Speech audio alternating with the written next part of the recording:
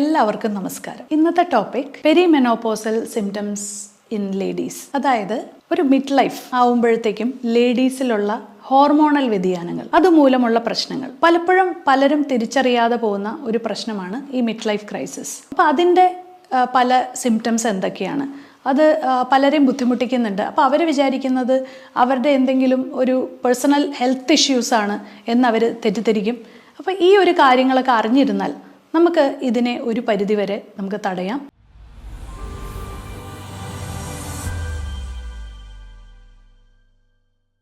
ഞാൻ doctor Akhila Vinod, wellness O P centre, Yogashram, Palarivattom. ഞാനപ്പോൾ ഒരു കേസ് ഹിസ്റ്ററി നിങ്ങളുടെ അടുത്ത് ഡിസ്കസ് ചെയ്തുകൊണ്ട് ഞാനിത് പറയാം. കഴിഞ്ഞ ദിവസം വന്ന ഒരു ഫീമെയിൽ പേഷ്യൻ്റാണ്. അവരുടെ ഏജ് എന്ന് പറയുന്ന 43 years ആണ്. അവരുടെ ഇഷ്യൂ എന്ന് പറയുന്ന വെയിറ്റ് ലോസിന് വേണ്ടിയിട്ടാണ് അവർ വന്നത്. അപ്പോൾ അവരുടെ വെയിറ്റ് ഗെയിനിങ് വന്നുകൊണ്ടിരിക്കുക. അവർ പറയുന്നതെന്ന് വെച്ചാൽ ഒരു 10 കിലോയോളം കഴിഞ്ഞ വർഷത്തേക്കാളും കഴിഞ്ഞ 2 വർഷമായിട്ട് അവർക്ക് കൂടി.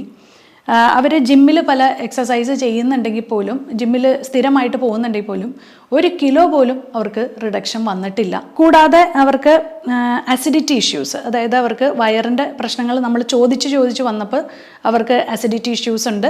അത് കൂടാതെ ഞാൻ ചോദിച്ചു അവരുടെ സ്ലീപ്പ് എങ്ങനെയാണെന്ന് വെച്ചപ്പോൾ ഒരു രാത്രി ഒരു മിഡ് നൈറ്റൊക്കെ ആയിക്കഴിഞ്ഞ് എണീറ്റ് കഴിഞ്ഞാൽ പിന്നെ അത് ഡിസ്റ്റർബ്ഡ് ആണ്. ആദ്യം കിടന്നുറങ്ങാൻ എളുപ്പമാണ്, പക്ഷെ അത് കഴിഞ്ഞ് കഴിഞ്ഞാൽ ബുദ്ധിമുട്ടാണ്.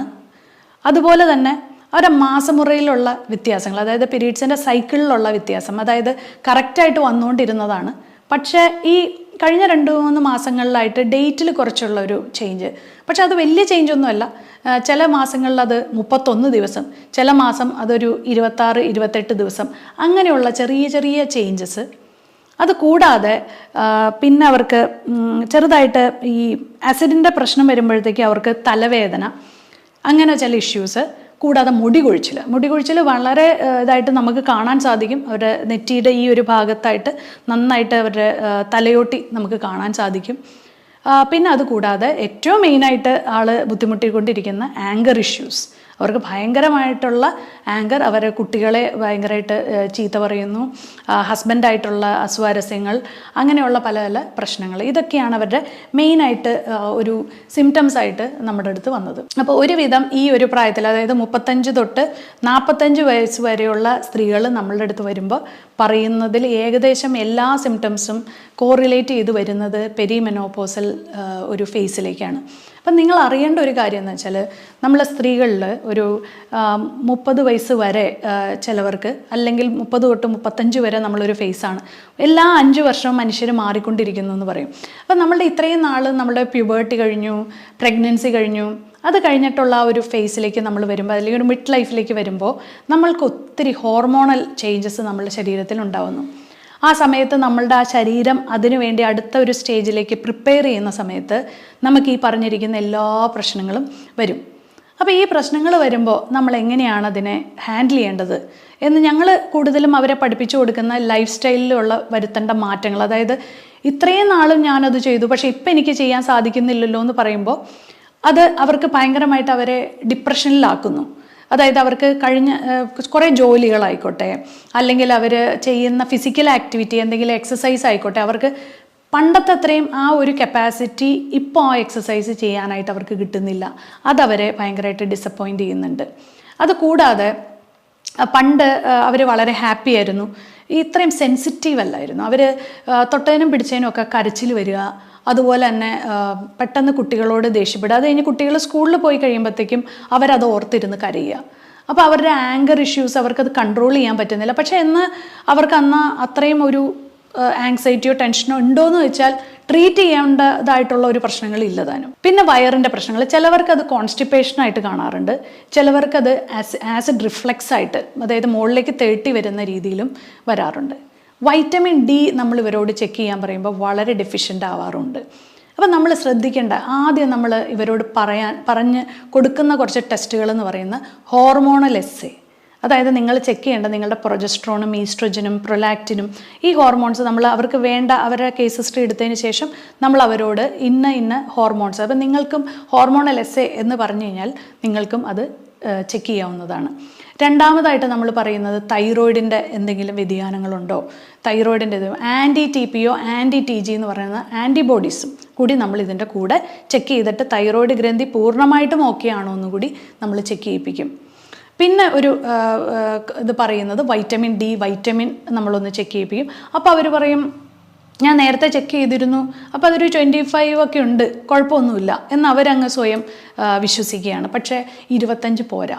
നമ്മൾക്ക് ഈ ഒരു ഫേസിൽ നമുക്കൊന്ന് ഡിഫെൻഡ് ചെയ്ത് മുമ്പോട്ട് പോകണമെങ്കിൽ 70 എങ്കിലും നിങ്ങളിത് എത്തിക്കണം.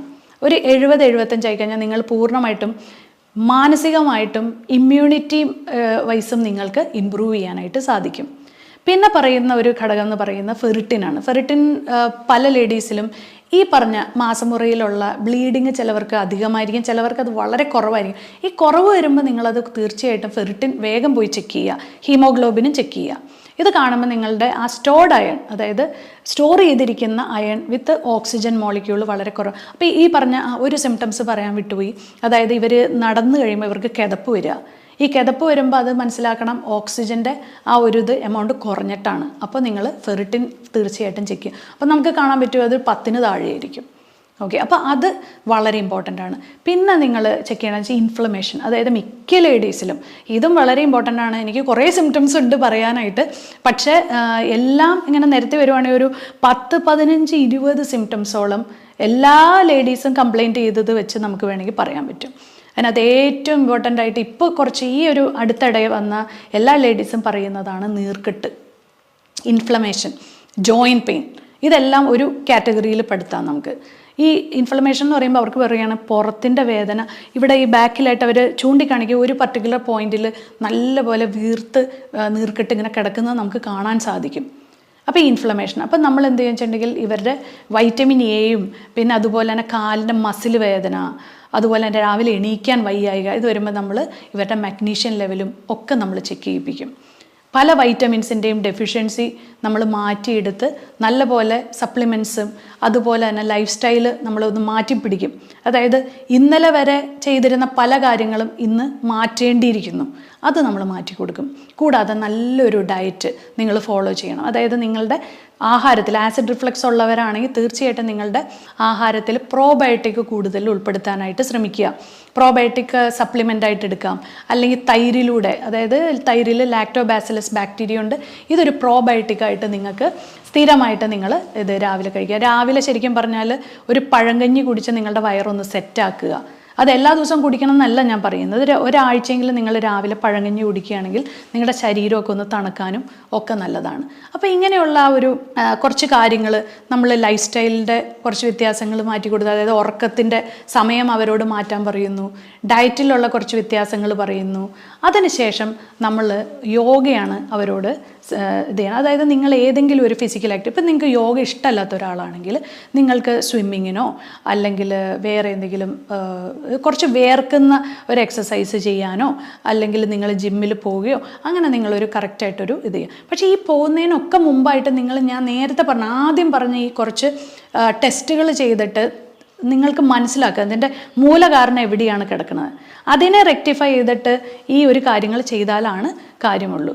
അപ്പോൾ ഇങ്ങനെയുള്ള കുറച്ച് കാര്യങ്ങൾ നിങ്ങൾ എക്സസൈസിലൂടെയും ഇത് ചെയ്യുക. അതുകൂടാതെ നിങ്ങൾ ഫാസ്റ്റിംഗ് എടുക്കുക. ആഴ്ചയിലൊരിക്കൽ നിങ്ങളൊരു ഫാസ്റ്റിംഗ്, ആ ഫാസ്റ്റിംഗ് എന്ന് പറഞ്ഞാൽ മുഴുവൻ ഇങ്ങനെ വാട്ടർ ഫാസ്റ്റിംഗ് ഒന്നും ചെയ്യണമെന്നില്ല. നിങ്ങൾക്ക് വേണമെങ്കിൽ ഒരു ജ്യൂസ് ഫാസ്റ്റിംഗ് ആക്കാം. അങ്ങനെ നിങ്ങളുടെ ശരീരത്തിനെ ഒന്ന് ശുദ്ധീകരിക്കുക. ഇതാണ് നിങ്ങൾക്ക് ചെയ്യാവുന്ന വേറൊരു നല്ല കാര്യം എന്ന് പറയുന്നത്. അപ്പോൾ ഈ ഫാസ്റ്റിംഗ് എടുക്കുമ്പോൾ എന്താ വെച്ചാൽ നിങ്ങൾക്കുണ്ടാവുന്ന ഫാറ്റി ലിവറോ അല്ലെങ്കിൽ അങ്ങനെയൊക്കെ ഉള്ള എന്തെങ്കിലും ഹോർമോണൽ പ്രശ്നങ്ങളൊക്കെ മാറിക്കിട്ടും. അതുകൂടാതെ നിങ്ങൾ ഈ പറഞ്ഞ പോലെ വേർക്കുക എന്നുള്ളത്, ഒരു ദിവസത്തിൽ 1 മണിക്കൂർ നടന്നോ എക്സസൈസ് ചെയ്തോ വേർക്കുക എന്നുള്ളതും വളരെ ഇമ്പോർട്ടൻ്റ് ആണ്. മാനസികമായിട്ടുള്ള ആരോഗ്യം വളരെ ഇമ്പോർട്ടൻ്റ് ആണ്. അതിന് വേണ്ടിയിട്ട് ബ്രീത്തിങ് എക്സസൈസോ 1 മണിക്കൂറെങ്കിലും നിങ്ങൾ മെഡിറ്റേഷനും ബ്രീത്തിങ് എക്സസൈസിനും വേണ്ടിയിട്ട് മാറ്റിവെക്കുക. നല്ലൊരു ഉറക്കം നിങ്ങൾ ഉറങ്ങുക. 10 മണി തൊട്ട് ഉറങ്ങാനായിട്ട് ശ്രമിക്കുക. അപ്പോൾ ഈ ഒരു ടിപ്സൊക്കെ നിങ്ങളെ ഹെൽപ്പ് ചെയ്തു എന്ന് ഞാൻ വിചാരിക്കുന്നു. അപ്പോൾ ഇനി വേറൊരു വീഡിയോയുമായി ഇനിയും കാണാം.